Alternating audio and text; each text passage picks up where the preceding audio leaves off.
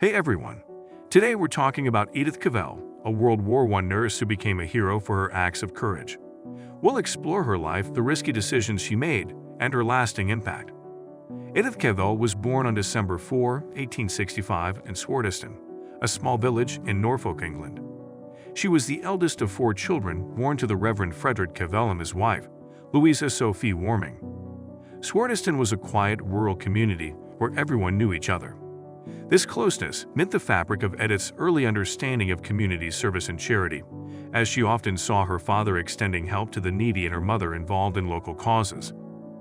Edith initially worked as a governess, which was one of the few respectable occupations available to middle-class women at that time. However, following the serious illness of her father, she was inspired to switch careers and pursue nursing.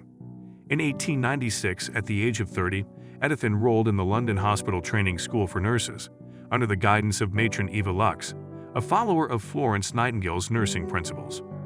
Cavell excelled in her training, demonstrating a natural aptitude for nursing and an uncompromising commitment to patient care. Her attributes did not go unnoticed, and soon after completing her training, she was promoted to various supervisory roles.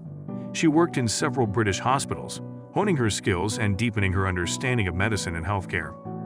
In 1907, Edith Cavell was offered an opportunity that would significantly influence not just her career, but also the future of nursing education in Belgium.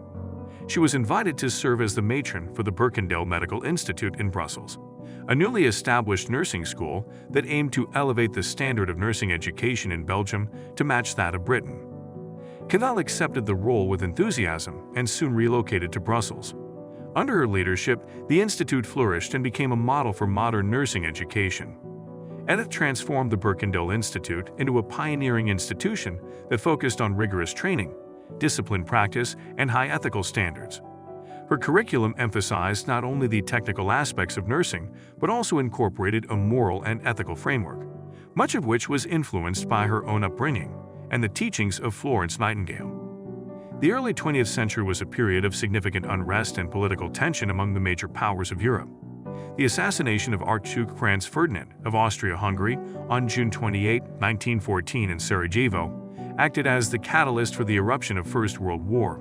Although the roots of the conflict were deeply embedded in long-standing rivalries, nationalistic fervor, and a complex web of alliances, France, Russia, and the United Kingdom, collectively known as the Entente Powers, found themselves pitted against the Central Powers, mainly Germany and Austria-Hungary. Adding to the complexity was the arms race and militarization that had been occurring across European countries, and an increasing commitment to mobilization strategies that were essentially war plans in disguise. The stage was set for a conflict that would engulf not only Europe but also other parts of the world. Belgium found itself in an especially precarious position. A neutral state since its independence in 1830, the country had no ambition to participate in the conflicts among its larger neighbors. However, its strategic location, sandwiched between France and Germany, made it an ideal pathway for German forces aiming to quickly subdue France as outlined in the Schlieffen Plan. On August 4, 1914, Germany invaded Belgium to execute this strategy, breaching Belgian neutrality and triggering an international outcry. The invasion of Belgium brought the country into the maelstrom of First World War and led to Britain's entry into the war, honoring a treaty that committed the British to defend Belgium in case of an attack. Belgian resistance was unexpectedly robust, delaying the German advance and winning the admiration of the world, but at high cost. Much of the country was left occupied, with its citizens subject to the harsh conditions imposed by the German military administration. Edith Cavell was in England when the war broke out, visiting her widowed mother. She could have easily remained in the relative safety of her home country, away from the brewing storm in mainland Europe. Yet, her sense of duty and obligation to her nursing institute in Brussels made her resolve unshakable. Cavell was acutely aware of the shortage of trained nurses and the impending humanitarian crisis. In September 1914, she made the fateful decision to return to Belgium to continue her work, declaring, "At a time like this, I am more needed than ever." Her nursing school was transformed into a Red Cross hospital, and soon she found herself tending not just to sick civilians but also wounded soldiers from both sides of the conflict. Her commitment to the ethics of her profession meant that she treated everyone who needed medical attention, irrespective of nationality. As the situation in Belgium grew dire, Cavell became aware of another humanitarian crisis: the plight of stranded Allied soldiers trying to escape occupied territory. Using her hospital as a cover, she joined an underground network that assisted these men in evading capture and crossing borders to neutral Holland. Her involvement was a clear violation of her neutral status under the Red Cross and a risk to her personal safety. But for Cavell, the moral imperative to act overshadowed the dangers involved. Soldiers who were lucky enough to cross paths with Edith Cavell often had nothing but words of admiration and gratitude for her. Personal accounts suggest that she was a beacon of hope in an otherwise bleak landscape. One soldier recounted how Cavell not only nursed him back to health, but also provided civilian clothes, fake identification, and necessary guidance to reach the Dutch border. Another spoke of her kindness, recounting how she would sit by the bedsides of wounded men, offering not just medical care but emotional support and encouragement. Cavell knew well the dangers she faced. Her actions were considered espionage by German military law.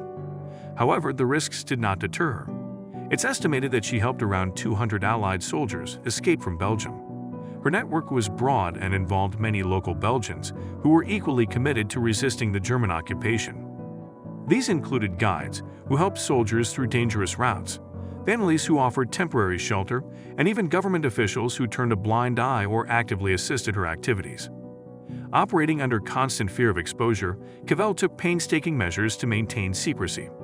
Messages were encoded, routes were regularly changed, and everyone in the network operated under aliases. Despite these precautions, the operation was fraught with risk. The penalties for those caught were severe, including imprisonment or even execution. As Edith Cavell's underground network became increasingly effective, it also drew increasing suspicion from German authorities.